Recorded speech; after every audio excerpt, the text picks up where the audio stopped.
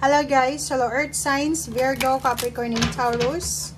Welcome dito sa aking channel, Kapalaran 888. Alamin natin kung anong messages, vibration, gabay energy para sa inyong lahat. Ito ay daily tarot reading. Earth Signs. Oh. Okay, hindi natin ito kukunin guys. Okay, Earth Signs. 3 cards guys. 24, new birth, guarded vigilantly, inner trusts, and shock of the new. Okay, so mayroon ditong sunflower. So, posibleng may information, good news, Earth Signs na magdadala ng balanse sa buhay mo sa araw na ito na hindi ka makapaniwala. Isang unexpected surprise. Pwedeng unexpected raise or salary increase, income, awards, rewards, or any recognitions na hindi mo inaasahan. New birth. Nakikita natin dito na may new beginnings tayo dito na may experience. New beginnings, it's either new beginnings ng relationship, mindset, new source ng strength, ng confidence, or ng motivation. Magtiwala ka lang sa sarili mo. Yun yung sinasabi ng baraha. Okay? Trust yourself. Trust your intuition. And balance. Okay? Kailangan natin ng balance sa araw na ito.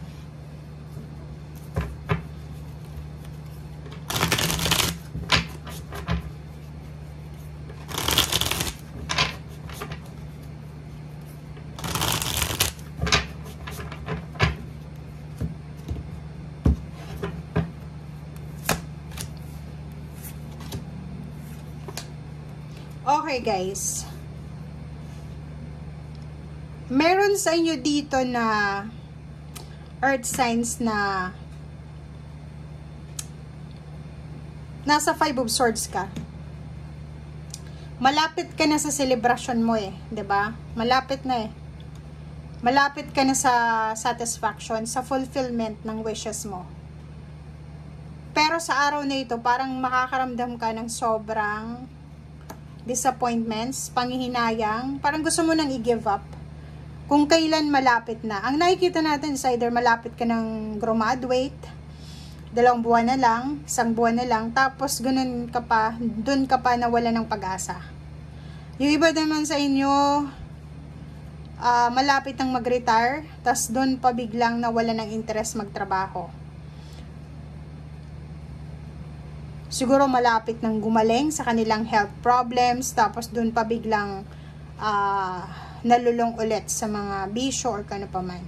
Paki-comment sa comment section guys if eto yung pakiramdam mo sa araw na ito. Kasi abot kamay mo na tong selebrasyon, malapit na Nasa the world ka na Nasa, kumbaga isang dipan na lang, parang ganon. Tapos bigla ka pang makakapag-isip na bakit kaya hindi ko i-give up? Bakit kaya hindi ako tumigil ngayon mismo? Ano kayang mangyayari sa akin? Sa paligid ko? Ano kayang mangyayari sa pamilya ko kung i-give up ko ito? Parang ganun yung mindset mo sa ngayon na hindi siya maganda.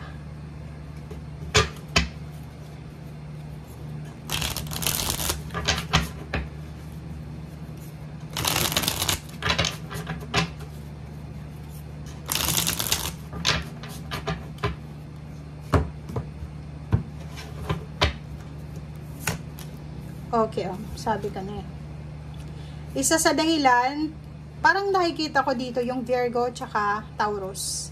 Isa sa dahilan kung bakit ka gusto mong i-give up, dahil pagod na pagod ka na sa kakulangan sa pera, pagod na yung katawan mo sa trabaho siguro, pagod na yung katawan mo, yung isip mo sa pag-handle ng problema, parang ganon. Nako, 4 of Swords, sinasabi ng baraha na gusto mo nang magpahinga, 'di ba? Gusto mong makapagpahinga ng kahit konti, makapag-relax. 'Yun yung parang nakikita ko sa iyo dito. Sa araw na ito, kung nasaan ka man, mag-comment ka nga sa comment section, guys. Kasi parang nakikita ko sa iyo dito na sobra kang pinagpapawisan, sobra kang pagod na pagod. Parang ayaw mo magtrabaho sa araw na ito. Parang masama yung pakiramdam mo. Comment down below guys. Comment down, comment down, comment down. Okay? Kasi kung makikita mo dito, may sakit ka ba? Pwedeng may sakit ka or pwedeng nakakaramdam ka ng sobrang pagod ng katawan, health problems. Or pwedeng yung iba isip, sa sobrang pag-iisip mo, hindi ka makatulog sa gabi, sa umaga, parang ganun. Medyo problematic ka. And Four of Swords, kailangan mo ng pahinga sa araw na ito. Knight of Wands. Kasi, hindi ka excited eh. Nawawalan ka ng excitement, nawawalan ka ng motivation. So, siguro after mong makapagpahinga sa araw na ito, after siguro Saturday or Sunday, makaka-relax ka na. Parang ganun. So, ipahinga mo yung katawang lupa mo sa araw na ito. Page of Wands, huwag kang masyadong mag-focus sa future mo para hindi ka ma-disappoint or para hindi ka ma-pressure. And yun, mag-iingat tayo. Kasi sinasabi ng baraha na pwede kang masyado kang attached sa future mo or masyado kang attached sa trabaho mo na napapabayaan mo ng alagaan ng sarili mo or masyado kang attached sa obligations mo or sa duties and responsibility na napapabayaan mo na. Eight of Swords. Tingnan mo. Naka-attach ka sa obligation mo. Stagnation. Parang ganon. So, sa araw na ito, make sure na alagaan mo ang iyong katawan. Makinig ka. Okay? Makinig ka dito sa barahang to. Pahinga ang kailangan mo. Pwede ka naman makarecover the other day, next day. Basta sa araw na ito, make sure na priority mo yung katawan mo. Okay, King of Swords. Dun muna yung focus natin, guys. Physical body, health, and yun, decision making ang kailangan mo. Magdesisyon ka sa araw na ito, magpahinga ka. And yun ang pinaka-importante. Kasi yung pera, pwede mo siyang kitain anytime. Yung pera mo, yung perang yan, pwede mo yan kitain. Pero yung physical health, yan ang mahirap. Eight of Cups, sinasabi ng baraha na siguro wag ka munang masyadong mag-focus dito sa usaping pera. Mag-focus ka muna sa pamilya mo. Mag-focus ka muna sa katawan mo.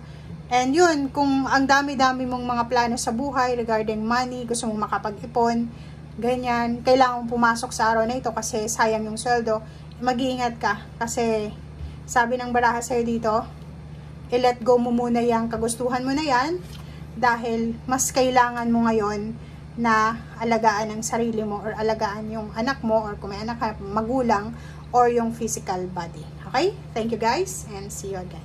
Bye!